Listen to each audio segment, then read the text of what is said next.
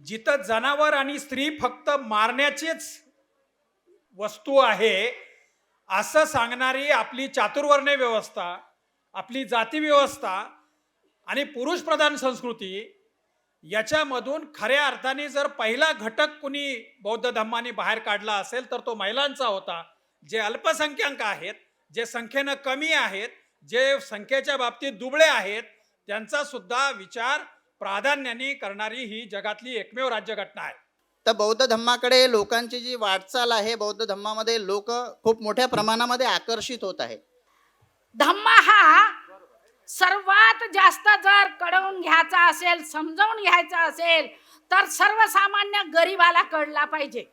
वेगवेगळ्या नेतृत्वामध्ये लढून एक या दिशेने एक त्या दिशेने एनर्जी वेस्ट होते. अशी एनर्जी वेस्ट न होऊ देता एका नेतृत्वात समान उद्दिष्टासाठी जर लढलो आपण तर त्याचा फायदा नक्कीच आपल्या समाजाला होईल. बाबासाहेबांनी एक त्या ठिकाणी आपल्या लोकांना संदेश दिला.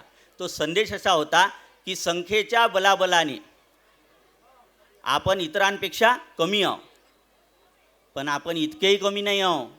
बाबासाहेब म्हणतात की आपण इतकेही कमी नाही आहोत. ज्याही पारड्यात गेलो ते पारडं सत्तेत गेल्याशिवाय राहणार नाही.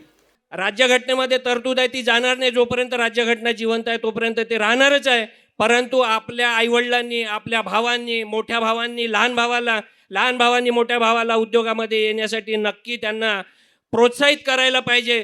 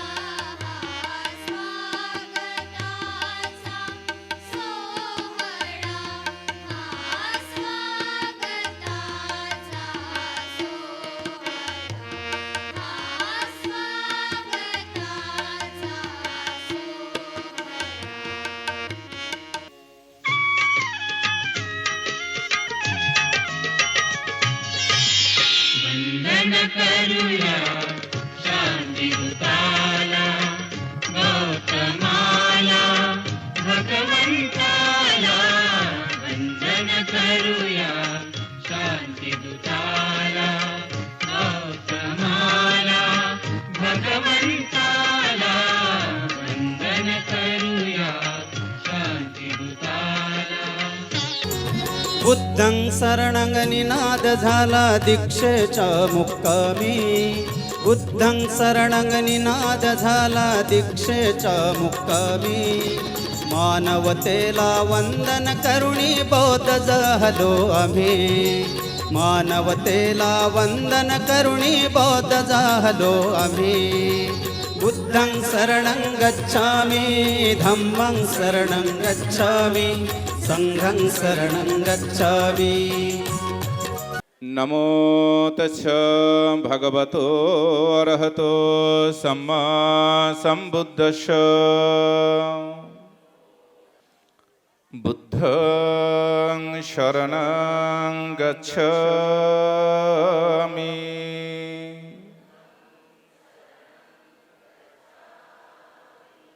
धम्मं शरणं गच्छामि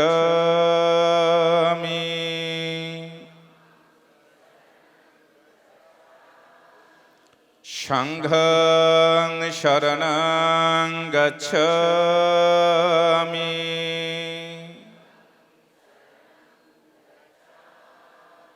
द्वितीयम्पि बुद्धं शरणं गच्छामि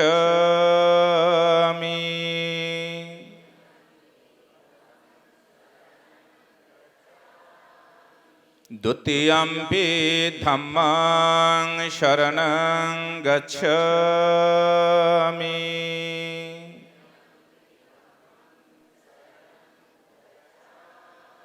द्वितीयम्पि संघं शरणं गच्छामि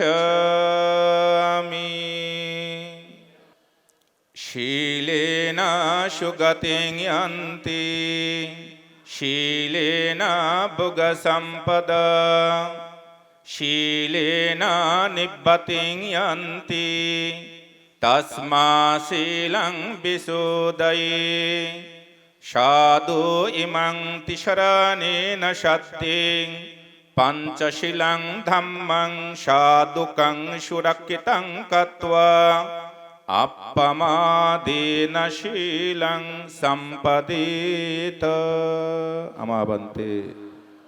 श्रीमंत माने संपादक यांना लवकर जायचं आहे तेव्हा त्यांचा या ठिकाणी स्वागत या भूमीचे अनाथपिंडक डॉक्टर राजाभाऊ तकसाणे आणि अनिल जवादी साहेब यांना मी दोघांना विनंती करतो की त्यांनी श्रीमंत माने आणि राजरत्न आंबेडकर साहेब व गोल्डन मॅन रोहित पिसाळ यांना सर्वांना विनंती करतो की त्यांनी श्रीमंत माने सर यांचा सन्मान चिन्ह देऊन त्यांना आपण सन्मानित करणार आहोत.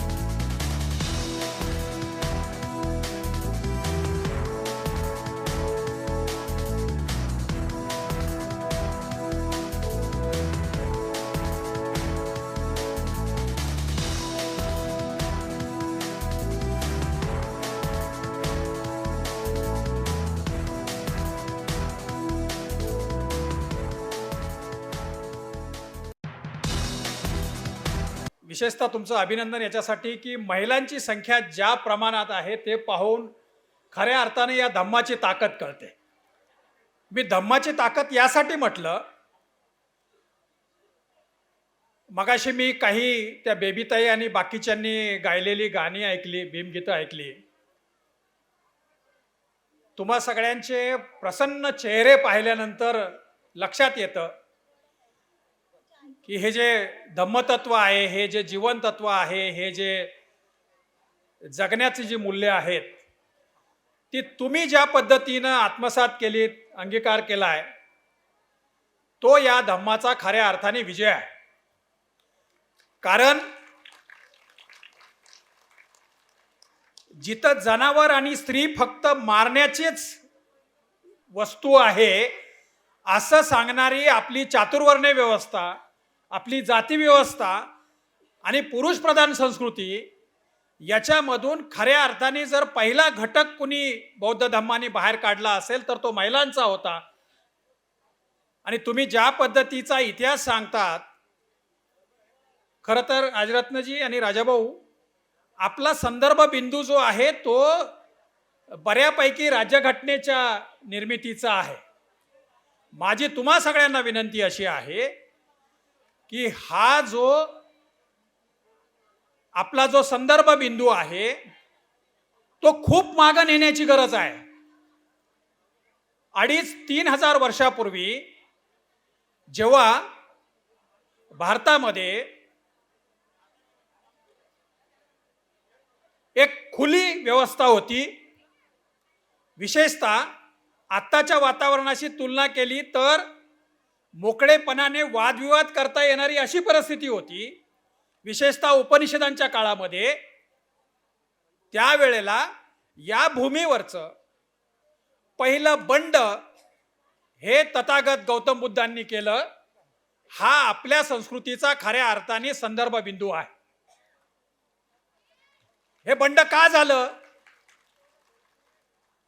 आपण जे होमोसेपियन आहोत, आत्ताची जी माणसाची जात आहे ती शिकार करून पोट भरत होती आणि ती ज्या वेळेला स्थिर झाली, शेतीचा शोध लागला. शेतीचा शोध लागल्यानंतर माणसं एका ठिकाणी राहायला लागली, वेगवेगळे प्राणी माणसाळले, पाळीव प्राणी झाले, जंगलातले प्राणी. आणि ज्यावेळेला स्थिर झाली त्यावेळेला माणसांच्या घरामध्ये थोडंसं हातामध्ये धनसंपत्ती यायला लागली. आणि बघा, तुमच्यापैकी माझ्यापैकी पण बहुतेक सगळ्यांचं आपल्याला नोकरीवरचा पहिला पगार मिळाल्यानंतर आपल्याला प्राथमिक शाळा आठवते. याचा अर्थ आपल्याला थोडं स्थिर स्थावर झालं की संस्कृती आठवते. आणि म्हणून ही स्थिर झालेली माणसं, शेतीमधून थोडीशी संपन्नता आलेली माणसं, या माणसांनी भगवान गौतम बुद्धांच्या नेतृत्वाखाली पुरोहितशाही झुगारून दिली आणि खऱ्या अर्थाने मानवतेचा आणि माणसांचा धम्म स्थापन केला. आणि ही जी मानवता आहे, ही मानवता समाजातल्या दुबळ्या घटकांपासून सुरू होते. ती महिलांपासून सुरू होते, ती वयोवृद्धांपासून सुरू होते, ती लहान मुलांपासून सुरू होते. आणि अवतीभोवती ज्यावेळेला हिंसाचार असतो त्यावेळेला हे दुबळेच घटक बळी पडतात. दंगलीमध्ये धडधाकट माणूस बळी पडत नाही. दंगलीमध्ये लहान मुलं, महिला, वृद्ध माणसं बळी पडतात. आणि अशा काळामध्ये हा मानवतेचा धागा पकडून गौतम बुद्धांनी हे तेव्हा बौद्ध धर्म ज्यावेळेला स्थापन केला त्यावेळेला हे पहिलं बंड होतं, ही पहिली क्रांती होती. त्या जोडीला महावीरांनी पण जैन धर्माची जी स्थापना केली ती दुसरं बंड होतं, दुसरी क्रांती होती. आणि ही जी क्रांती होती प्रामुख्यानं शेती करणाऱ्या समाजामधून होती. तुम्ही सगळा जर इतिहास सांभाळला तर.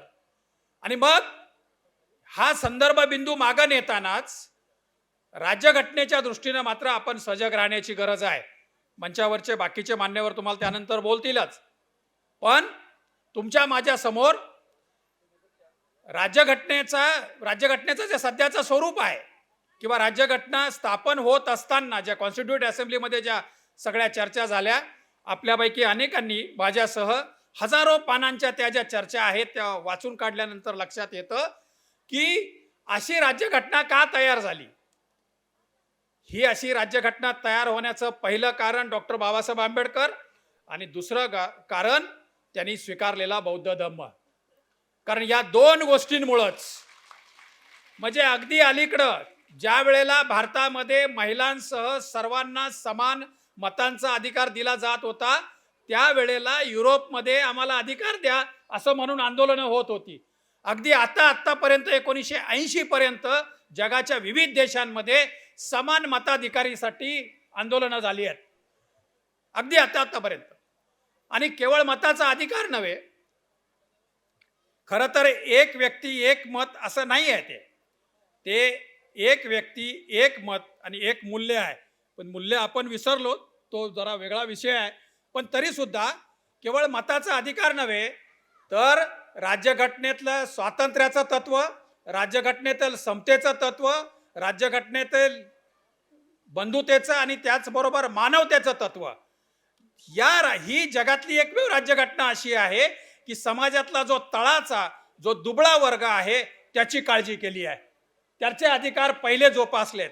आणि केवळ व्यक्ती म्हणूनच नव्हे तर वेगवेगळ्या धर्माचा तुलनात्मक अभ्यास केल्यानंतर सुद्धा जे अल्पसंख्याक आहेत, जे संख्येनं कमी आहेत, जे संख्येच्या बाबतीत दुबळे आहेत, त्यांचा सुद्धा विचार प्राधान्याने करणारी ही जगातली एकमेव राज्यघटना आहे. आणि म्हणून थेट बौद्ध धर्माच्या स्थापनेचा मानवतेचा धागा, राज्यघटनेमध्ये प्रतिबिंबित झालेले बौद्ध धर्माचे सगळे विचार आणि आजची परिस्थिती, या दृष्टीनं ही जी धम्म परिषद आहे ती खूप महत्वाची आहे. यानंतर स्वागत सोहळा सुरू होईल. आजीबाई माहीत आहे तुम्हाला?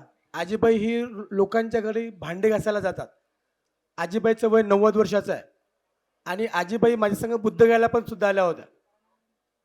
आजीबाई लोकांच्या घरी भांडे घासतात, झाडू मारतात. त्याचे पैसे जमा करून आजीबाईंनी बाबासाहेब आणि बुद्धाची मूर्त दिली. म्हणजे आजीबाईच्या मनामध्ये किती मोठी श्रद्धा आहे. म्हणून सर्वांनी त्यांचा सुद्धा आपण सत्कार करणारा बुद्धाची मूर्त देऊन आजीबाईचं सुद्धा. आला तो गौतमाला, आला तो गौतमाला, चला जाऊ दर्शनाला, चला जाऊ दर्शनाला, आला तो गौतमाला. जय भीम. आला तो गौतमाला, चला जाऊ दर्शनाला. त्यांचं वय 90 वर्ष आहे. त्या 90 वर्षाच्या टाळ्या कमी वाजल्या. दुष्ट दाटवाणी या ठिकाणी एक छोटी मुलगी आहे, नव्या नितेश पानतावणे. ये बेटा इकडे. नव्या नितेश पानतावणे. केली तयाने भक्ती मायारूपी संसारातून, तया मिळाली मुक्ती. ऐका जनानो ऐका, अवघात त्यांची लीला. हो, चला जाऊ दर्शनाला. शिक्षणाबद्दलचं महत्त्व सांगितलं. मित्रो, नोकऱ्यांबद्दल आपण बोलत होतो. मला सांगा, आपण जीवनभर नोकऱ्यांच्या मागे का फिरत राहू? आजकाल तर नोकऱ्यासुद्धा लागत नाही, तेवढं रिक्रुटमेंटसुद्धा गव्हर्नमेंट काढत नाही. कारण गव्हर्नमेंटकडे लाडकी बहीण योजना आणली आहे. त्या योजनेमध्ये तुम्हाला गुरफटून ठेवलेलं आहे, 1500 रुपये महिना कमवा आणि जीवन आपलं खुश करा. त्यांनी करोडो कमवायचे, तुम्हाला 1500 रुपयामध्ये खुश करायचं. ही जी व्यवस्था आपल्या डोळ्यासमोर आपल्या मानसिकतेवर जे लादण्यात येते आणि आपण 1500 रुपयामध्ये खुश राहतो. तर मला दुःख होते की या बहुजन समाजाचा जो मुलगा आहे, मुलगी आहे, ते शिक्षित तर आहे पण त्यांच्याकडे काम नाही आहे. ते नोकरीच्या मागे मागे फिरतात, पण शासन काही नोकरी काढत नाही आणि परीक्षेच्या माध्यमातूनही काही नोकरी लागत नाही. आणि म्हणून आपल्या मंचावर उपस्थित मला खूप गर्व वाटते, अभिमान वाटते. मी जेव्हा जेव्हा डॉक्टर रोहित पिसाळ यांचं नाव जेव्हा ऐकतो आणि आपल्या या कार्यक्रमाचे आयोजक जे आहे डॉक्टर राजरत्न भंतेजी यांच्या तोंडून सुद्धा जेव्हा जेव्हा नाव ऐकतो तेव्हा मला खूप अभिमानानं ऊर भरून येतो की असे उद्योजक आपण आपल्या समाजामध्ये का निर्माण करू शकत नाही. मित्रहो, मी माझ्याबद्दल सांगतो, मला सुद्धा कित्येकदा नोकरी लागली, परंतु मी त्या नोकरीच्या गुरफट्यात राहिलो नाही. फक्त नोकरी लागली त्यावेळेला मला असं वाटायचं, सांगावंसं वाटते की मी नोकऱ्या सोडलेल्या आहे आणि उद्योग काय असतो हे मी डोळ्यांनी बघितलेलं आहे. आणि ज्यांनी मला बघितलेलं आहे त्यांना सुद्धा माहिती आहे की नोकरीमध्ये काय आहे आणि उद्योगामध्ये काय आहे. तर मला एवढंच सांगावंसं वाटते की आरक्षणाच्या मागे आपण राज्यघटनेमध्ये तरतूद आहे ती जाणार नाही. जोपर्यंत राज्यघटना जिवंत आहे तोपर्यंत ते राहणारच आहे. परंतु आपल्या आईवडिलांनी, आपल्या भावांनी, मोठ्या भावांनी, लहान भावांनी मोठ्या भावाला उद्योगामध्ये येण्यासाठी नक्की त्यांना प्रोत्साहित करायला पाहिजे. आणि छोटे छोटे उद्योगापासून काही चालू करता येतं का याकडे आता आपल्या समाजानं प्रकर्षित व्हायला पाहिजे. कारण जे उद्योग आहे आपण बघतो, सिंधी समाज, जो मारवाडी समाज हा कधी शिकत नाही, त्यांच्या घरात शिक्षण नसते, परंतु ते आपल्यावरती राज्य करतात कारण त्यांच्याकडे उद्योग असते. आपण त्यांच्या दुकानामध्ये काम करतो, झाडू पोछा करतो, किराणा भरतो, अशा भरपूर असंख्य जे काही उद्योग आहेत ते त्यांच्या मस्तकी आपण मारले दिले आहे आपण, आणि आपण त्यांचे गुलाम होत चाललो आहे. म्हणून मला एवढंच सांगावं असं वाटतं या बौद्ध धम्म परिषदेच्या माध्यमातून की नोकरीच्या मागे न लागता नोकरीच्या मागे न लागता आपल्या मुलांना लहानपणापासून उद्योगाचे धडे कसे देता येईल हे आपण या बौद्ध धम्म परिषदेच्या माध्यमातून जर शिकलो आणि काही जर इथून घेता आलं तर मला वाटते नक्कीच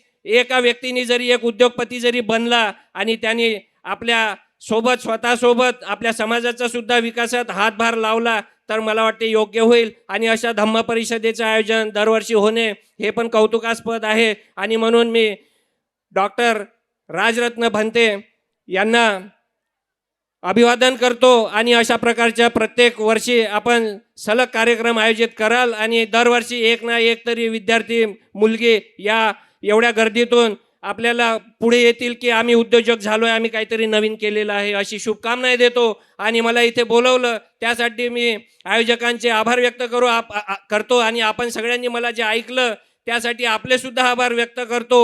जय भीम. गजबे सर, आपले आय जी साहेबांना खूप लांब जायचं आहे.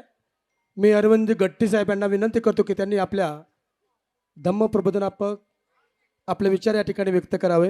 अरविंदजी गट्टी. तथागत गौतम बुद्ध आम्ही तुम्ही सर्वांचा पितामहा डॉक्टर बाबासाहेब आंबेडकर यांना अभिवादन करून फक्त 2 शब्द मी बोलतो, कारण मला मराठी जास्त बोलता येत नाही, कारण माझं शिक्षण पूर्ण इंग्लिशमध्ये झालेलं आहे आणि मी कर्नाटकचा आहे.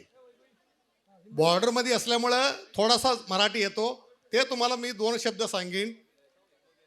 फक्त आज मी एकदम खुशी आहे, कारण का कर्नाटक महाराष्ट्र दोन्ही एक मिळून आहेत. आणि राजरत्न साहेब किंवा डॉक्टर माझे भाऊ रोहित पिसाळ हे आमच्या गावी 2-3 वेळा व्हिजिट केलेले आहेत. आणि माझ्या घरी 252 लोक एका घरामध्ये आम्ही राहतो. 23 अधिकारी लोक आहेत. या कर्नाटकमध्ये मी तुम्हाला कधीही तुम्ही पाऊल ठेवला म्हणजे निप्पाणीहून फक्त 15 मिनिट माझं गाव आहे चिक्कोडी. तर मी असो किंवा नसो, तुम्ही तिथं येऊन जे पाऊल पण आहे, पाहुणे आपण कसं मागतो की भाऊबंद कसं वागतो ते तुम्ही येऊन आपल्या घरी बघू शकता, हे मी विनंती करतो. आणि डॉक्टर राजरत्न भंतेजी ज्या वेळेला मला मुंबईमध्ये भेटले होते ते म्हणाले, साहेब तुम्ही एक कार्यक्रम करा चिकोडीमध्ये आणि तुम्ही यायला पाहिजे. आज मी त्यांना विनंती करतो, पुढच्या महिन्यामध्ये जे ते तारीख देतील त्या तारखेला मी घरामध्ये एक आपला कार्यक्रम करतो आपल्या समाजासाठी. त्या कार्यक्रमाला त्यांनी यावं, कारण आता त्यांनी माझ्याबद्दल किंवा माझ्या फॅमिलीबद्दल बोलले. मी ज्या वेळेला नोकरी लागलो 23 वर्षे होती मला, आणि 33 वर्ष पोलीस डिपार्टमेंटमध्ये काम करत माझं जे पगार होतं ते पगार 50% मी समाजासाठी खर्च करत आलो आहे. आणि आज पेन्शन पण 50% मी खर्च करत आहे. जोपर्यंत माझा जीव आहे बाबासाहेब आंबेडकरांनी दिलेले आहेत तोपर्यंत मी माझं इन्कममध्ये 50% समाजासाठी खर्च करतो. हे वाद करून माझं 2 शब्द संपवतो. जय भीम, जय आंबेडकर. बौद्ध धम्म परिषद दरवर्षीला या ठिकाणी भंते राजरत्न आयोजित करत असतात. त्यांचे सहकारी या ठिकाणी आयोजित करत असतात. या धम्म परिषदेचा त्यांनी प्रस्तावना केली नाही.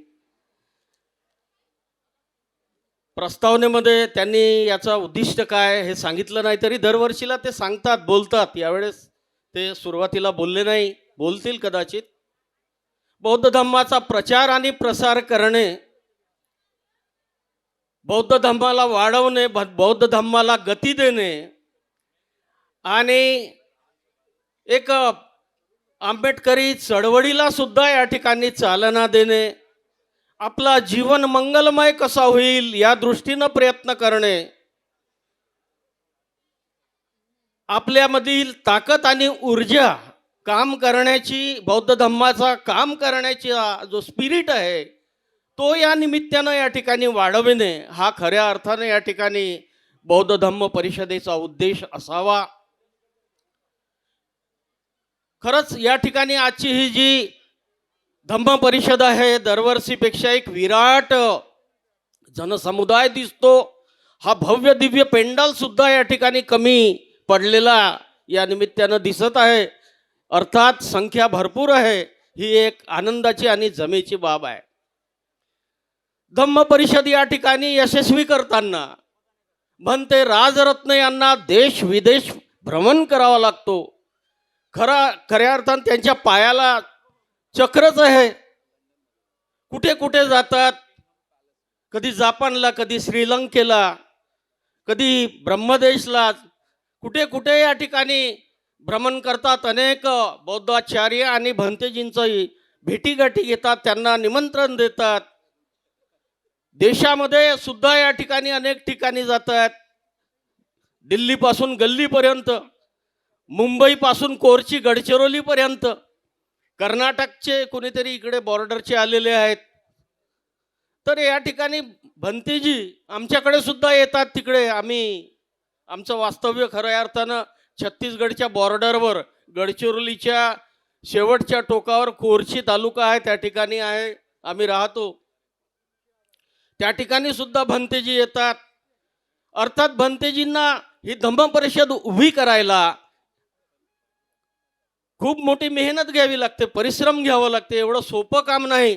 आणि म्हणून या ठिकाणी वर्षभरातून एकदा ही एवढी मोठी विराट धम्म परिषदेचं आयोजन होते. आणि सन्माननीय मंडळी सुद्धा या ठिकाणी हक्कानं आवर्जून या ठिकाणी उपस्थित राहतात.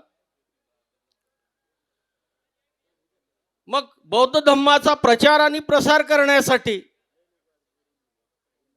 या ठिकाणातून ऊर्जा मिळते. डॉक्टर बाबासाहेब आंबेडकरांनी आपल्याला 1956ला या ठिकाणी 14 ऑक्टोबर नागपूरच्या दीक्षाभूमीवर दीक्षा दिली. आणि तेव्हापासून आपण खऱ्या अर्थाने या ठिकाणी हिंदू धर्मातून मुक्त होऊन बौद्ध धम्माचा स्वीकार केला. 69 इयर्स ओल्ड, म्हणजे 69 वर्षाचा हा काळ झाला. दरवर्षीला आपण या बौद्ध धम्म परिषदेला येतो, अनेक कार्यक्रमाला जातो. आपण आपल्याला आत्मचिंतन करण्याची गरज आहे. आपल्याला स्वतःला विचारण्याची गरज आहे की या धम्म परिषदेचा खऱ्या अर्थानं आपल्याला फायदा होत आहे का?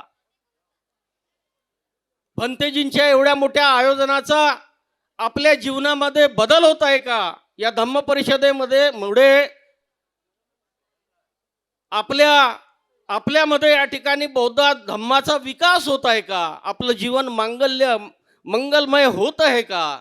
याचा विचार करणे खऱ्या अर्थानं गरज आहे. अजूनही बरीच मंडळी ग्रामीण भागात नव्हे तर शहरी भागात सुद्धा या ठिकाणी हिंदू धर्माच्या कुचक्या जुन्या कल्पनांना चिकटून असलेला दिसते.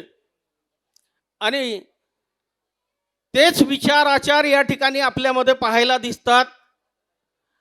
आपण त्या धर्मातून या ठिकाणी बौद्ध धर्मात आलोत. आणि म्हणून आपले धम्माचे विचार या ठिकाणी आपल्यामध्ये कसे येतील याचा सातत्यानं आम्ही विचार केला पाहिजे. आज तुम्ही येथे खूप मोठ्या संख्येने आज इथे उपस्थित झाला आहात. आणि हा जो कार्यक्रम धम्म परिषद भंतेजीनं आयोजन केलेला आहे, याच्यात हा जो 1 दिवसाचा धम्म परिषद राहतो, याच्यासाठी भंतेजीला कंटिन्यू 2 महिने दिवस रात्र एक करून मेहनत करायला लागते. हर लोकांच्या घरीपर्यंत पोचायला लागते. त्याच्यानंतर सगळ्या ह्या एवढ्या गोष्टी दिसतात. आणि त्यांचे अटोकाट मेहनत आणि त्यांचे जे नियोजन राहते एवढे परफेक्ट राहतेच. आणि समाजाला एकजूट कसे करायचे आणि सर्वांना कसं घेऊन चालायचा, सर्वांचा कसा मान सन्मान करायचा, हे जर कोणापासून शिकायचं कारण असेल तर ते म्हणजे आपले राजरत्न भंतेजी आहेत. कोणाचा हेवा देवा न करता, कोणी काय बोलले, कोणी काय म्हणतात याच्याकडे न लक्ष देता आपण आपली धम्म परिषद, आपण एकजूट कसे राहावे याचे सर्व नियोजन करतात. लहानापासून मोठ्यापर्यंत मान सन्मान देतात. असा मी त्या भंतेजींचा मानापासून सन्मान करतो आणि येथच थांबतो. जय भीम. यानंतर करुणापती पूज्यनीय करुणापती भंतेजी या ठिकाणी एक वक्ता आणि एक भंतेजी याप्रमाणे होणार आहे. हॅलो, आपण प्रस्तावना आपण विसरलो म्हणजे आपली गडबड झाली. कारण दरवर्षी या ठिकाणी फार मोठी धम्म परिषदेचं आपण नियोजन करतो. आणि नियोजन करत असताना दरवर्षी गावातील लोक आमची वाट पाहतात. गावातील लोक वाट नाही पाहत तर आम्ही जेव्हा जेव्हा गावामध्ये जातो त्या गावातील महिलासुद्धा लढतात.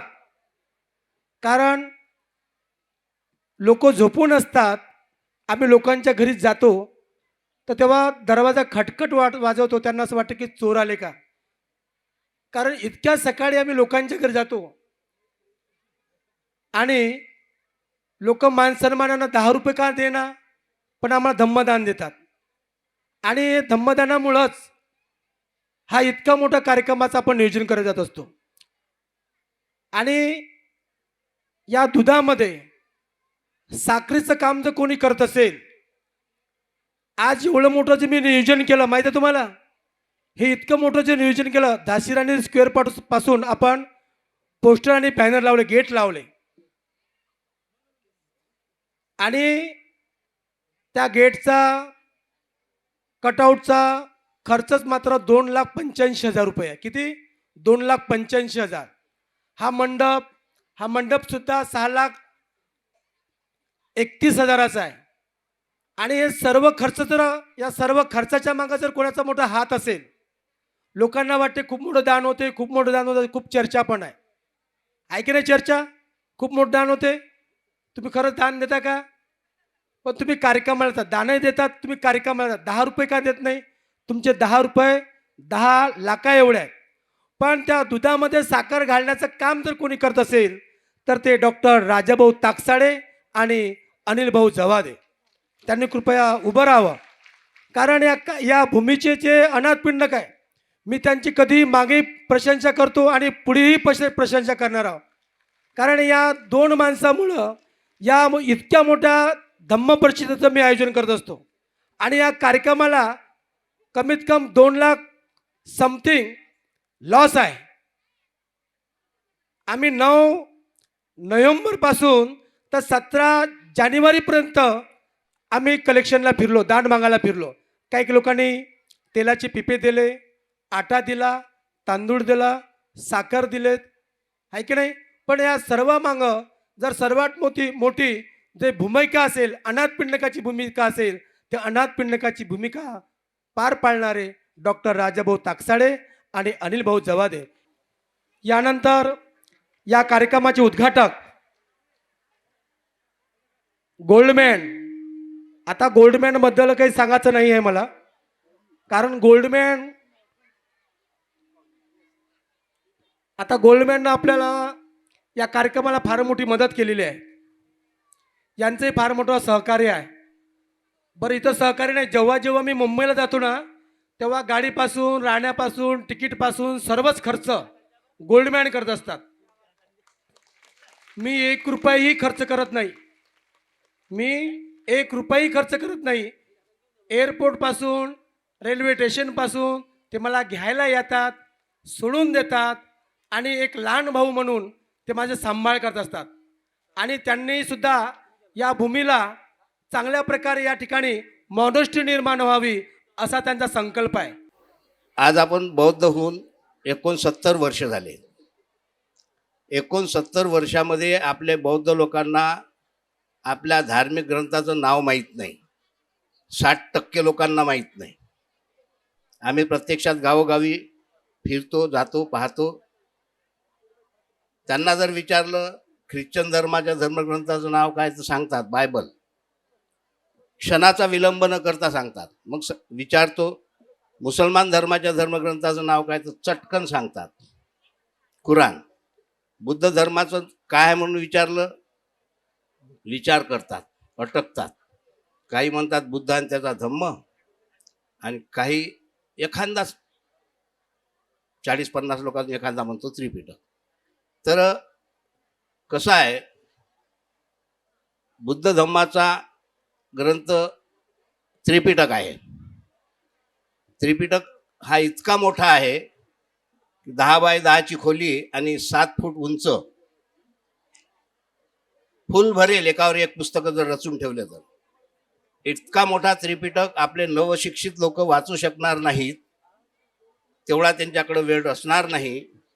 म्हणून बाबासाहेब आंबेडकरांनी त्रिपिटकावरच आधारित त्रिपिटकातल्या काही प्रमुख घटनांचा आधार घेऊन बुद्धांनी त्यांचा धम्म हा ग्रंथ आपल्यासाठी दिलेला आहे.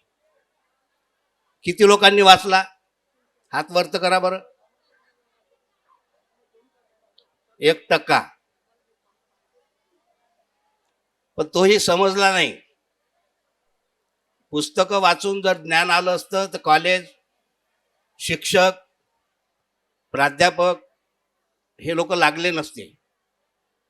एक तर त्याच्यावर चर्चा होत नाही.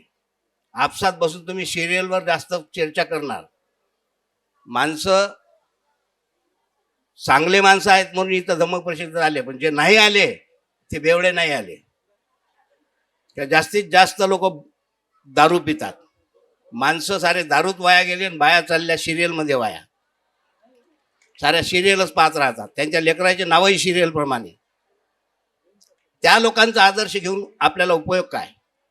आदर्श या लोकांचा घेतला पाहिजे जे धम्म परिषदेला येतात, अतोनात खर्च करतात, वेळ वाया जोडतात आणि आपल्यासाठी एक प्रेरणास्थान बनतात.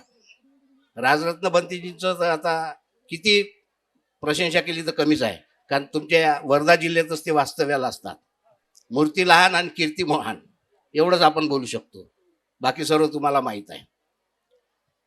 एकतर बाबासाहेब आंबेडकरांनी आपल्याला बौद्ध धर्म दिला तर 22 प्रतिज्ञा दिल्या. त्या 22 प्रतिज्ञापैकी किती प्रतिज्ञा आपण पालन करतो हा एक चिंतनाचा विषय आहे. काय होते, खेड्यापाड्यातले लोक आहेत, कापूस वेचायला जातात तर पहिल्या दिवशी काय कार्यक्रम करतात? काय करतात? सीता दही करतात. सीता काय येते तिथं दही खायले. सोडला काय आपण ते? जितकेही जुने धर्माचे पवित्र काय म्हणतात त्याला सण आहेत, त्योहार आहेत, एकही सण आणि त्योहार आपले लोक सोडून नाही राहिले. कुठं तुम्ही बौद्ध बनले? 11व्या नंबरची प्रतिज्ञा आहे, मी बौद्ध धर्माच्या विरुद्ध आणि विसंगत वर्तन करणार नाही. आणि आपले तेच चालू आहे. जन्मापासून तर म्हातारपणापर्यंत मरेपर्यंत सर्व संस्कार आपण हिंदू धर्मानुसारच करतो. मग तुम्ही हिंदू धर्म सोडला काय? नाही सोडला. गर्भसंस्कार परित्राण पाठ पहिला बाळाचं गर्भामध्ये जेव्हा पदार्पण होते तेव्हा गर्भ मंगल संस्कार केला जातो. तो मात्र बौद्ध लोकांना माहित नाही, बौद्ध महिलांना माहित नाही. महिला जास्त असतात धार्मिक कार्यक्रमात. पण 7वा महिना अजून सोडला नाही. सोडला काय? मग कधी बौद्ध बनू? 13वी सोडली नाही. बौद्ध धर्मामध्ये आपल्याला पुण्यतिथी करता येते, पण 1 वर्षाच्या नंतर. जे आपल्या घरातली व्यक्ती आपल्याला सोडून गेली त्यांनी काय काय कुशल कर्म केलं, पुण्यकर्म केलं, शुभ कर्म केलं, आपल्यासाठी काय काय झिजून त्यांनी ठेवलं, त्यांच्या सद्गुणांचं वर्णन करणे म्हणजे पुण्यतिथी. त्या निमित्तानं भिक्खू संघाला बोलावून, भिक्खुनी संघाला बोलावून आपण जे काही दान कर्म करतो ते करतो. बाबासाहेब आंबेडकरांना आपण सर्वच लोक बाप समजतो. आपला बाप मरण पावला तर आपण 200 लोकांना जेवण देतो. 6 डिसेंबरला किती लोक भिक्खू संघाला भोजन देते किंवा लोकांना देते? तो एक विचारच आहे. 6 डिसेंबरला बाबासाहेब गेले तर आपण सर्वांनी असं केलं पाहिजे. 22 प्रतिज्ञेचा उहापोह करतो म्हटलं तर भरपूर वेळ जातो. म्हणून आपण चिंतन करा 22 प्रतिज्ञा आपल्याला जास्तीत जास्त कशा पालन करता येतील. श्राद्ध पक्ष करायचा नाही, पिंडदान करायचं नाही, हे सर्व चालूच आहे. आणि दुसरी गोष्ट, मी राहतो चंद्रपूरला. माझ्या नगराचं नाव आहे बुद्धनगर. कधी कधी माझ्याकडे लव्ह मॅरेजवाले येतात, त्याला सैराट मॅरेज म्हणत असतो मी, सैराट लग्न. आणि मग माईकमध्ये मी आपल्या नगरातल्या लोकांना बोलावत असतो की आपल्या विहारामध्ये एक लग्न आहे, तर बुद्धवासी लोकांनी लग्न लावायला यावं. बुद्ध नगरवासी असं म्हणायला पाहिजे, पण जाणून बुजून मी म्हणतो बुद्धवासी लोकांनी यावं. कारण मेलेल्या माणसाला आपण बुद्धवासी म्हणायला लागलो. बुद्धाचा कुठं वास आहे काय या जगात? तुम्ही स्वर्गवासी म्हणतात, आम्ही बुद्धवासी. कधी पुण्यतिथीच्या कार्यक्रमाला आम्ही जातो तर विचारतो कसे काय गेले. खूप दारू प्यायचे भंतेजी. त्याच्यासाठी काय रिझर्वेशन आहे काय? दारू पिणाऱ्यासाठी बुद्धाच्या ठिकाणी तो कसा बुद्धवाशी होईल? म्हणून बुद्धवाशी लिहिणं बंद करा. भंतेगण आणि आपण तमाम जनता भंतेजीच्या मार्गदर्शनाखाली आणि त्यांच्या नेतृत्वामध्ये आपल्याला ताकद द्यायची आहे. त्यामुळे या ठिकाणी मी हे एक आवाहन करतो की जेव्हा केव्हा आम्हाला भंतेगण तिथं बोलवतील, दिल्लीला असो किंवा बुद्धगयाला असो, त्या ठिकाणी आपल्याला जायचं आहे आणि तो विहार आज ना उद्या आपल्याला आपल्या ताब्यात घ्यायचा आहे. आणि म्हणून म्हणायचं वाटतं विहार और मंदिर, विहार और मंदिर और इधर है मस्जिद, इसलिए विहार और मस्जिद को तोड़ने वाले को, विहार और मस्जिद को तोड़ने वाले को हिंदू कहते हैं, मस्जिद और विहार को तोड़ने वाले को हिंदू कहते हैं, और विहार और मंदिर तोड़ने वाले को मुसलमान कहते हैं, मगर ना कोई मस्जिद और ना कोई मंदिर तोड़ने वाले को आप सबको बौद्ध कहते हैं. आमचा इतिहास, बुद्धाचा इतिहास हा शांततेचा इतिहास आहे. आम्ही शांतीच्या मार्गाने जाऊ, त्याला वेळ लागेल तरी चालेल. आता मी 2 वर्षाने आलो भंतेजी तुमच्या कार्यक्रमाला. 2 वर्ष आलो नाही, मला खुमखुम होती, यावेळेस गेलो पाहिजे म्हणून कोण्या हल्दीत, आणि मी पोहोचलो. ते पोहोचता अशी अडचण झाली. 20 किलोमीटर जवादे साहेब आलो आणि पुन्हा वापस गेलो गावी. आता 20 किलोमीटर गेल्यानंतर चहा वगैरे घेतला. कसं करायचं सांगा, जाऊन का नाही जाऊन? आता चला म्हणे जाऊ, म्हणून आता मी तुमच्याकडे आलो. आता आमच्या गावाकडच्या लोकांनी नेहमी मला एक प्रश्न विचारत असतात, तुम्ही त्या वर्धेच्या धम्म परिषदेला जाऊन करता का म्हणे, असं मला विचारतात. भंतेजीची आणि माझी ओळखी खऱ्या अर्थानं म्हणजे गडचिरोली पासून झाली, बरोबर आहे ना? त्यांना मी असं उत्तर दिलं, जेव्हा मी धम्म परिषदेला हजर झालो, बोलायला लागलो, तेव्हापासून मी जास्तीत जास्त वाचायला लागलो.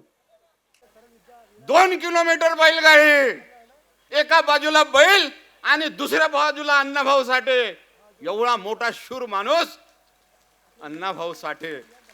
अण्णाभाऊ साठेला आज विनम्र अभिवादन करत असताना मला म्हणा असं वाटते, फकीरा नावाची कादंबरी ज्याला महाराष्ट्र शासनाने प्रथम पुरस्कार दिला ते अण्णाभाऊ साठे. आणि त्या प्रसंगी मग अण्णाभाऊ साठे म्हणतात, आग पडली पोटी आलो मेटा कुटी, आग पडली पोटी आलो मेटा कुटी, दैवान घाला घातला झालो मी आज बैल, झालो मी आज बैल. अण्णाभाऊ साठेची ताकद फक्त शारीरिक ताकद नव्हती, त्यांचं साहित्य या विश्वामध्ये प्रसिद्ध झालं. त्यांच्या स्टॅनिलगणचा पोवाडा आरशामध्ये गाजला. त्यांच्या 42 कादंबऱ्या, इतकं विपुल साहित्य एका 1.5 दिवस शिकणाऱ्या माणसाने तयार केला. किती मोठी क्रांती आहे. तीच क्रांती आपल्या गाडगे महाराजांनी केली. तेही निरक्षरच होते का, शिकले होते काही सर? जवादे सर चुकत आहे का? नाही ना. संत कबीर कुठे शिकले होते? पण नाही. हे सगळं सांगत असताना जाताना मला भंतेजींना एकदा वंदन करायचं आहे माझ्या स्टाईलमध्ये. मी बंद करतो. 1.5 महिना झाला कामाला लागले बिचारे. हवा इकडची तिकडे वाहली असेल. अबे धम्म परिषद आहे वर्धेला, आपण सगळे लोक गेलोच पाहिजे. काही लोक बैलगाड्याने आले, काही लोक 4 व्हीलरने आले. जवळपास 150 4 व्हीलर त्या ठिकाणी जमा झालेले आहेत. आणि म्हणून राजरत्न भंतेजी, बहती है हवा तो हिलते हैं पत्ते, बहती है हवा तो हिलते हैं पत्ते, आज के इस धम्म परिषद के शुभ अवसर पर आप सब लोगों को मेरा प्यार भरा नमस्ते. Thank you very much. जय भीम. यानंतर पूज्यनीय भंते पग्याशी नागपूर यांना विनंती करतो आणि त्यानंतर आमच्या मॅडम सुकेशनी मॅडम मार्गदर्शन करणार आहे. त्याआधी पूज्यनीय भंते पग्याशी नागपूर. परमपूजनीय भंते राजरत्नजी यांनी ही जी परिषद या ठिकाणी आयोजन केली, तर या परिषदेमध्ये आपल्याला एक गोष्ट ही प्रामुख्याने पाहायला मिळत आहे की हा एवढा मोठा जनसमुदाय, एवढा मोठा मॉब हा जो आहे हा आपल्याला या ठिकाणी पाहायला मिळत आहे. आणि आपण बौद्ध धम्माचे अनुयायी आहात, बौद्ध धम्माचे उपासक आहात. बौद्ध धम्मामध्ये दोन गोष्टी आहेत, एक उपासक असतो आणि दुसरा दायक असतो. तर भंतेजींनी ज्याप्रमाणे सांगितलं की आपण उपासक तर आहातच, आपण दायकसुद्धा आहात. आणि आपण दायकाच्या रूपाने, उपासकाच्या रूपाने या ठिकाणी उपस्थित झालेला आहात. आज संपूर्ण विश्वामध्ये जी परिस्थिती निर्माण होत आहे, तर बौद्ध धम्माकडे लोकांची जी वाटचाल आहे, बौद्ध धम्मामध्ये लोक खूप मोठ्या प्रमाणामध्ये आकर्षित होत आहे. त्याचं सगळ्यात महत्त्वाचं कारण हे आहे की बौद्ध धम्म हा राजधम्म आहे, हा भिकारड्यांचा धम्म नाही आहे. कारण सिद्धार्थ गौतम हे राजपुत्र होते. त्यांना शरण आलेला पहिला राजा हा बिंबिसार होता, दुसरा राजा हा प्रसेनजित होता, त्याच्यानंतर अजातशत्रू आहे, त्याच्यानंतर कुणाल आहे, हर्षवर्धन आहे आणि त्याच्यापेक्षा सर्वात मोठे सम्राट अशोक आहे. हे सर्व लोक बुद्धिझमकडे का आले? कारण बुद्धाचा जो धम्म आहे, या धम्मामध्ये बुद्धामध्ये 9 गुण आहे, धम्मामध्ये 6 गुण आहे, संघामध्ये 9 गुण आहे. त्या 24 गुणांचं संमिश्रण म्हणजे हे त्रिरत्न आहे. आणि हे त्रिरत्न काय करतात? याच जन्मामध्ये मनुष्याला हित देतात, सुख देतात आणि त्याच्या जन्मजन्मांतराचे जे काही दुःख आहे ते दुःख याच जन्मामध्ये ते नष्ट करण्याचा प्रयत्न करतात. गुरु नानकांचं म्हण आहे, नानक दुखिया सब संसार. या जगामध्ये सर्व दुःखी आहे, फक्त प्रत्येकाच्या दुःखाचं कारण वेगवेगळं आहे. मी 14 तारखेला मुंबईला होतो. मला अनिल अग्रवालांनी बोलावलं होतं, जे वेदांताचे फाउंडर आहेत. त्यांच्या मुलाचा मृत्यू झाला होता अग्निवेशचा. तर त्यांच्या मुलाच्या मृत्यूच्या त्या याच्यामध्ये, त्यांच्या प्रेयर मीटमध्ये मी एकमेव बौद्ध भिक्षू होतो. अनिलजींचे माझे आधीपासून खूप चांगले संबंध आहे. तर त्यांनी त्या ठिकाणी मला बोलावलं आणि तिथे मी परिसर पाहिला. तिथे मुकेश अंबानी आलेले होते, तिथे आनंद मंगलम बिर्ला आलेले होते, तिथे टाटा ग्रुपचे शापूरजी पालोनजीचे दोघंही, शापूरजी पण आले होते, पालोनजी पण आलेले होते, एअर इंडियाचे चेअरमन आलेले होते. म्हणजे मुंबईमधले जेवढे बिग बुल्स आहेत, सर्व बिग बुल्स त्या ठिकाणी आलेले होते. आणि त्या बिग बुल्समध्ये प्रत्येकाची जी नजर होती ती माझ्याकडे होती. त्याचं कारण हे आहे की त्या प्रेयर मीटमध्ये मी एकमेव बौद्ध भिक्षू होतो. आणि जाताना 8-10 लोक माझ्याकडे आलेही आणि त्यांनी विचारलं पण, यू आर द मंक? मी म्हटलं, yes, I am a Buddhist monk. Then they told, yes, we already practicing Buddhism and Buddhism is really a greater than the anything. म्हणजे हे जे बिग बुल्स होते, जे अरबपती लोक आहे, खरबपती लोक आहे, त्या सगळ्या लोकांमध्ये बुद्ध धम्माचा जो प्रचार आहे, जो प्रसार आहे, त्याची फक्त उणीव आहे. म्हणजे जे श्रीमंत लोक आहे ते बुद्ध धम्माला फॉलो करत नाही असं नाहीच आहे, फक्त आपण त्यांच्यापर्यंत जात नाही, हे आपलं कमीपण आहे. आणि म्हणून जे इंटेलेक्च्युअल भिक्षू आहेत, जे विद्वान भिक्षू आहेत, ज्यांचं चांगला वलय आहे, त्या लोकांनी इतरांमध्ये जायची आज गरज आहे. तुम्हाला सरदारांमध्ये जावं लागेल, तुम्हाला हिंदूंमध्ये जावं लागेल, तुम्हाला पारशांमध्ये जावं लागेल, तुम्हाला सिखांमध्ये जावं लागेल. तुम्हाला फक्त आपण जे कालचे महाराजचे बौद्ध आहो यांच्याही बाहेर जाऊन तुम्हाला तेव्हा भारत बौद्धमय होईल. अदरवाईज ही फक्त एक गोष्ट राहील की आम्हाला भारत बौद्धमय करायचं आहे.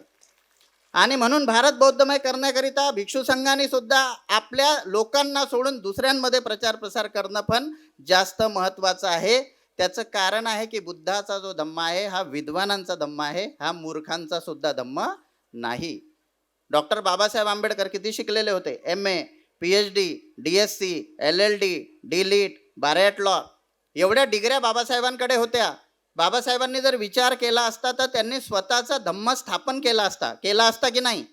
परंतु बाबासाहेब शेवटी कुणाकडे गेले? बुद्धांकडे गेले, धम्माकडे गेले, संघाकडे गेले. आणि बाबासाहेब आंबेडकरांनी आपल्याला ते पण सांगितलं 22 प्रतिज्ञांमध्ये की आता माझा पुनर्जन्म होत आहे.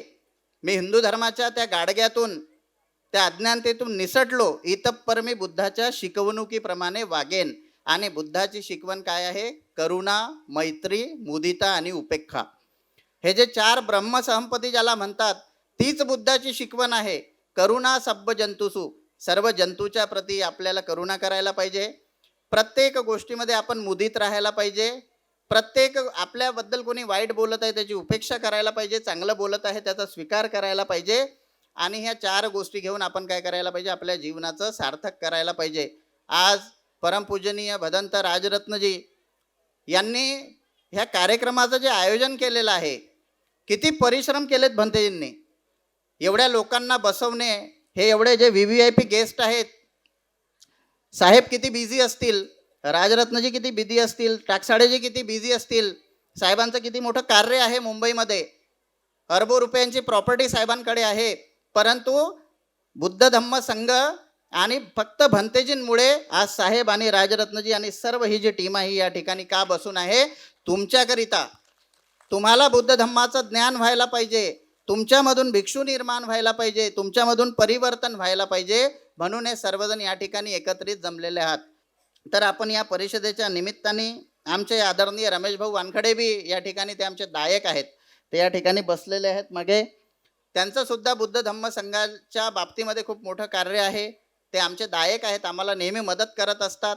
तर अशी लोक तुमच्या रूपाने, दायकाच्या रूपाने तुम्ही उपासकांमधून दायक बना आणि त्या दायकत्वातून तुम्ही बुद्ध धम्म संघाला चालवा, एवढी मनोकामना तुमच्या प्रती व्यक्त करतो आणि थांबतो. धन्यवाद. नमो बुद्धाय. जय भीम.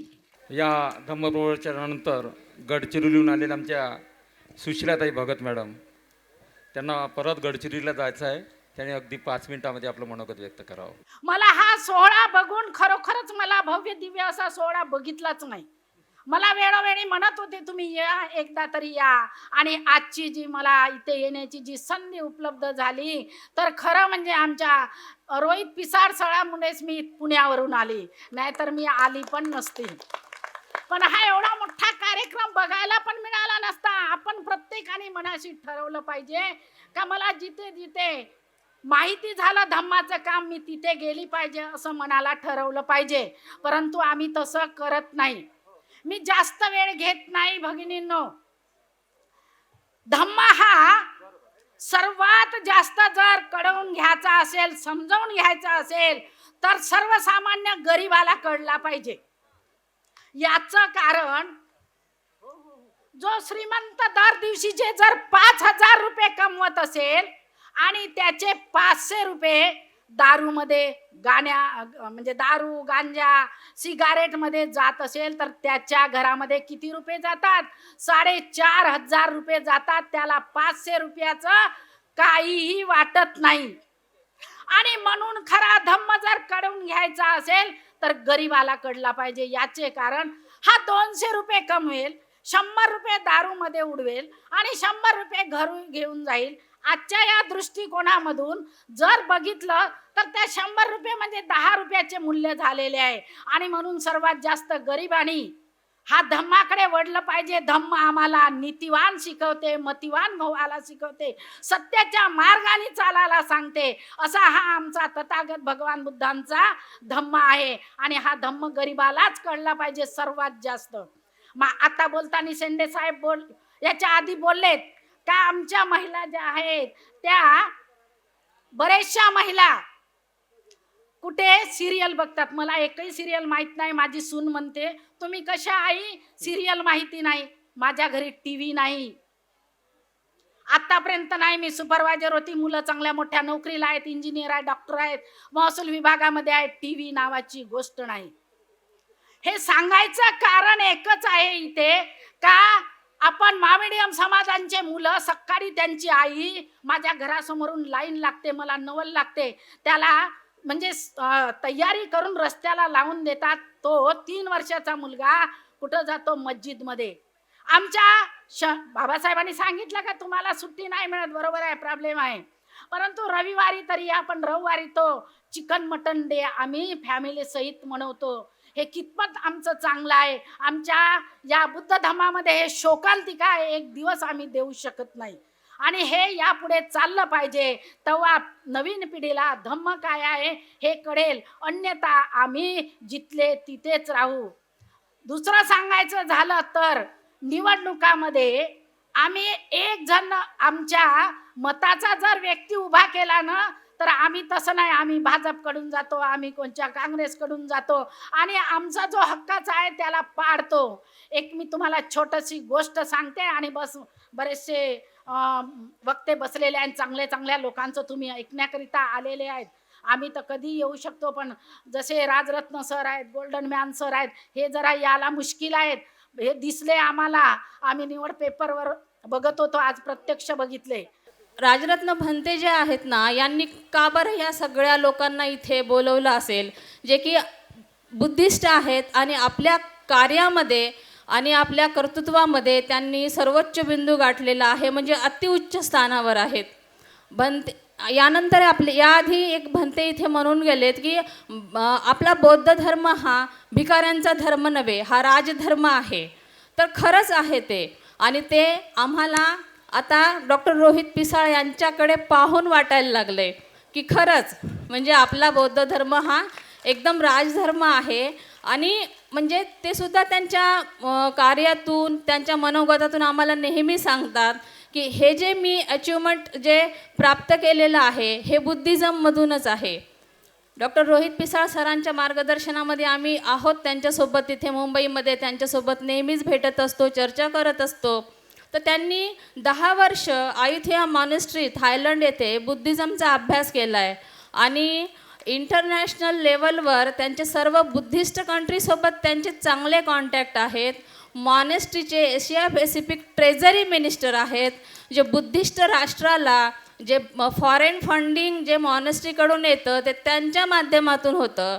तर बुद्धिस्ट कंट्रीसोबत त्यांचे एवढे चांगले रिलेशन्स आहेत.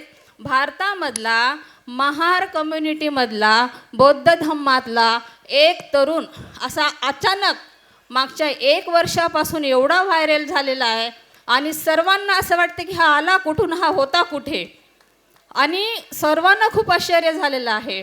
तर खरंच आपल्या समाजासाठी त्यांचं ते जे व्यक्तिमत्व आहे ते अतिशय अभिमानास्पद आहे आणि आपल्या समाजातला असाही माणूस आहे म्हणून सर्वजण त्यांना पाहण्यासाठी येत आहेत आणि खरंच ही खूप अभिमानाची गोष्ट आहे. ते स्वतः त्यांच्या भाषणातून म्हणत आहेत की मैं रोहित पिसाल ने मैं भी रोहित आंबेडकर हूँ.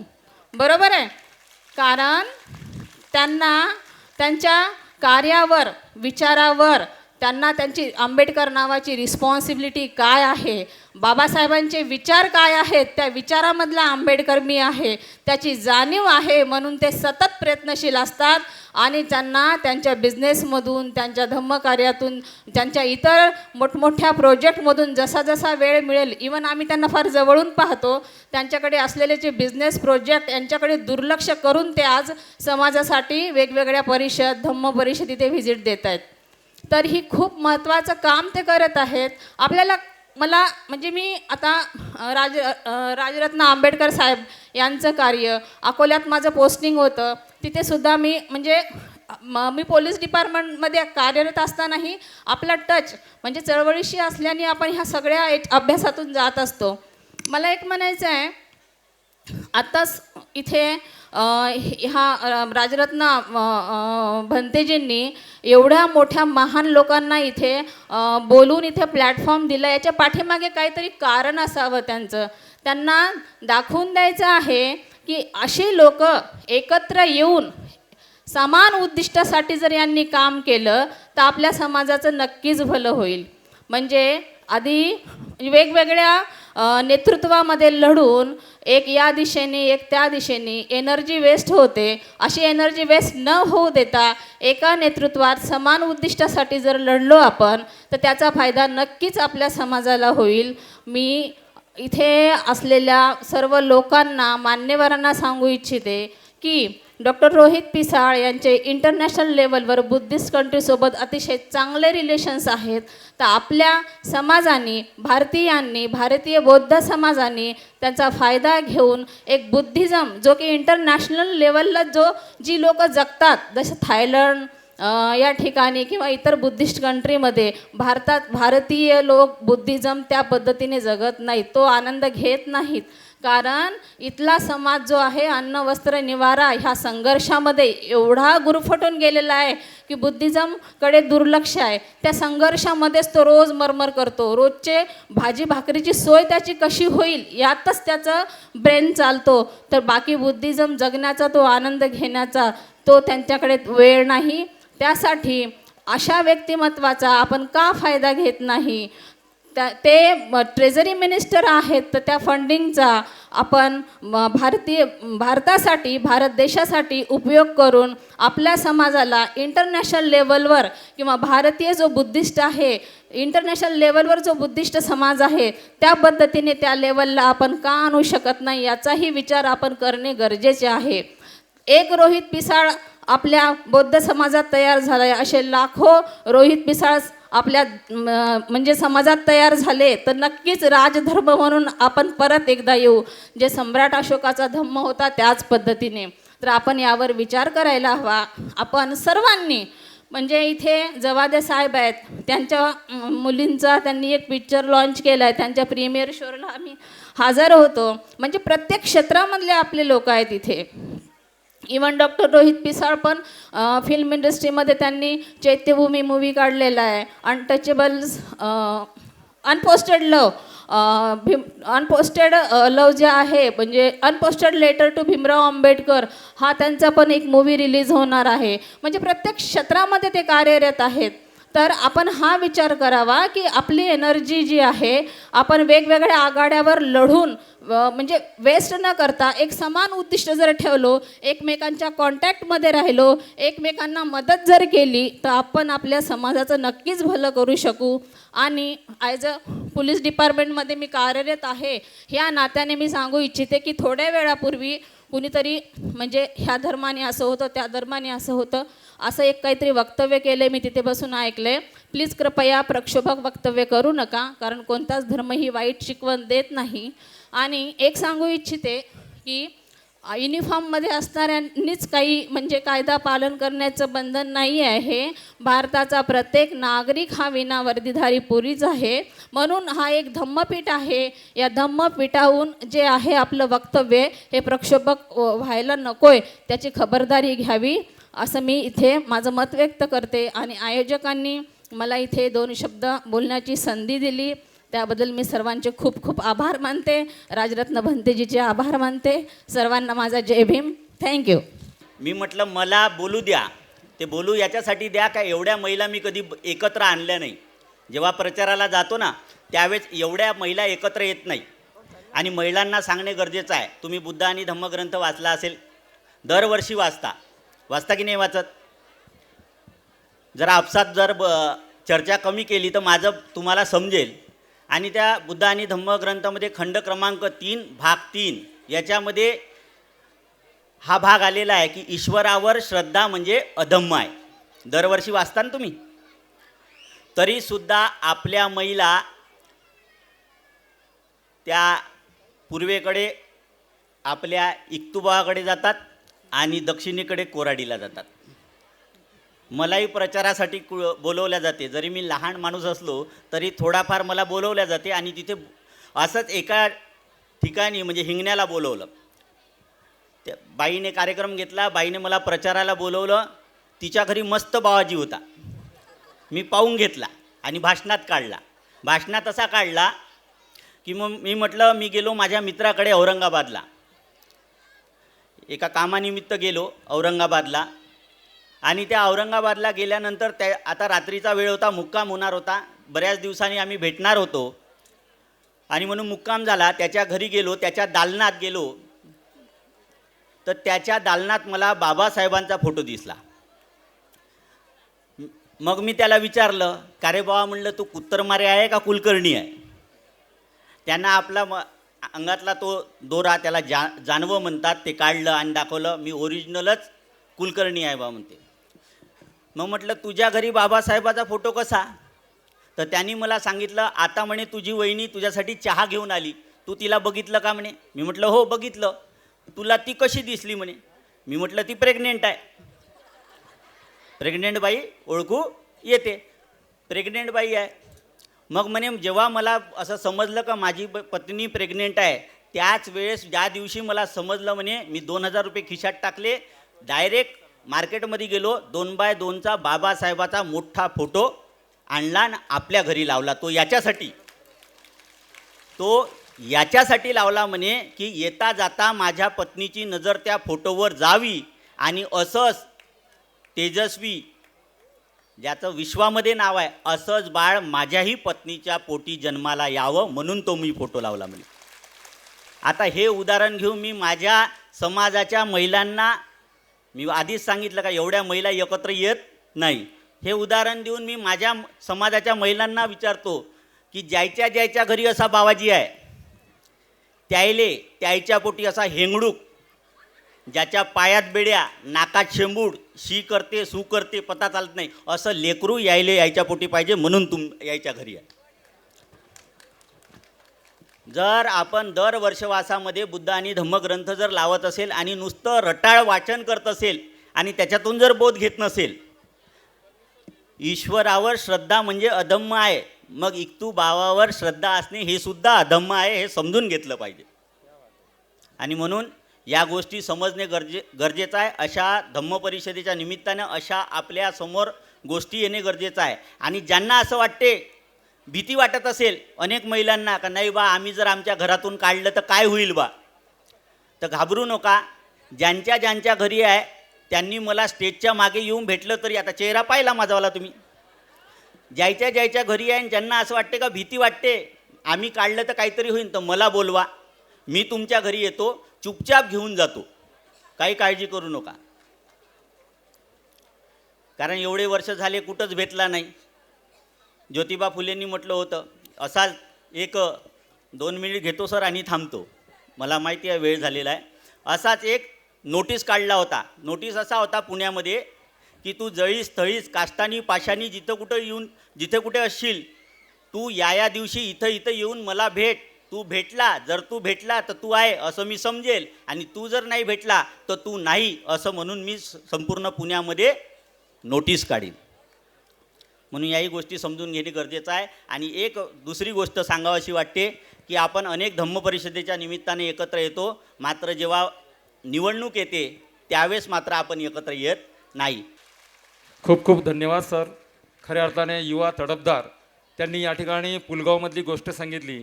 मी उपस्थित मान्यवरांना सांगतो की बाबासाहेब आंबेडकरांनी धर्मांतर करापूर्वी 2 ठिकाणी विहाराच्या कुदळ मारली, एक देहू रोड आणि वर्धा जिल्ह्यातील पुलगाव, म्हणजे 54मध्येच कुदळ मारली. तो सत्य प्रसंग या ठिकाणी प्रणोदजी बनकर यांनी सांगितला. याच्यामध्ये काहीच बनावट नव्हतं.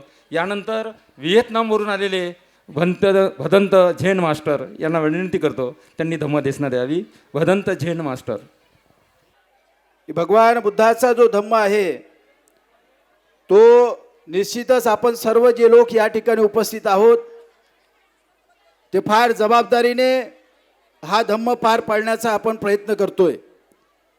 त्याचं कारण आहे की ज्या भगवान बुद्धाचे विचार जगातील 150 राष्ट्रांमध्ये लोकांनी जोपासलेले आहेत, जतन केलेले आहेत, त्याचा सांभाळ केलेला आहे, त्यामुळे त्यांच्या देशाची प्रगती, उन्नती, विकास झालेला आहे. एवढंच नव्हे तर अनेक असे बौद्ध राष्ट्र आहेत ज्या राष्ट्राचा बौद्ध धर्म हा राष्ट्रीय धम्म आहे, आणि त्या देशामध्ये अक्षरशः राजे लोक देखील बौद्ध धम्म आचरणात आणतात.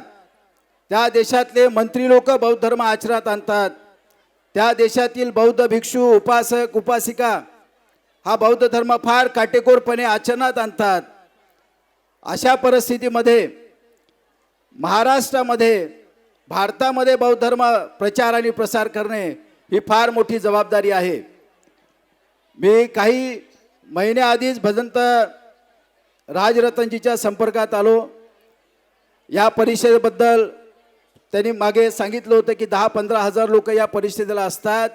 आज एवढी सर्व मंडळी पाहिल्यानंतर त्यांनी मागील 20 वर्षापासून जे बौद्ध धर्मासाठी अथक प्रयत्न केलेले आहेत आणि आज या सुंदर अशा भव्य दिव्य धम्म परिषदेचं नियोजन करून त्यांच्या पाठीशी खंबीरपणे उभं राहणारे जे काही दायक आहेत, जे काही धम्म उपासक उपासिका आहेत, त्या प्रत्येकाचे नाव मगाशी मी पाहत होतो, भंतेजी प्रत्येकाचे नाव घेत होते. मागील 20 वर्षाची त्यांची तपश्चर्या आहे.